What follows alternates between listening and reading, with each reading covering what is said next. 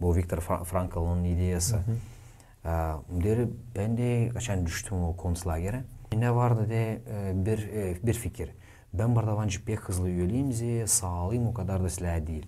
Ben lan koyayım bir niyet. Benim önemli bir niyetim barda anlama naş insanları yaşamakta diri tutar. Bırakma onlara kırılma.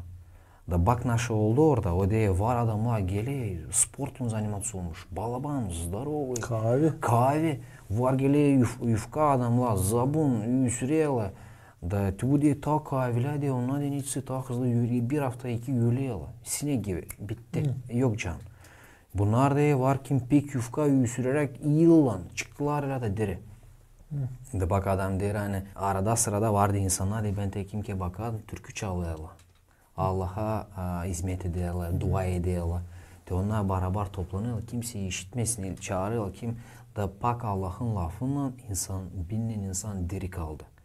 O yazır bu işleri. O bu işleri yazır. O da insan bu yaşamakta kalsın diri, manalı olsun yaşaması, ona lazım bir şeye bir inanma hem de olsun niyası niyetlenme, neyse yapma. Mana lazım olsun daha yüksek. Allah'la ilgili. O lazım olsun öyle bir şey yani biz bu yaşamımızda oraya yetişmişiz. Biz hep yoldayız ama hep bir gideriz. Hep bir paklanırız gün günden.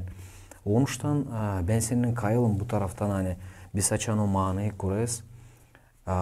Bu temelde bir iki iş pek önemli. Başlama bu ilk din. Allah'a inanmak. İkinci anlama. Niyet koyma. Doğru. Niyet. Sen bir şeye hep bir gidesin. Hem de üçüncü neyi önemli? Bu anlama kimsin sen bu kultura, tradisiya, historia perspektivasından.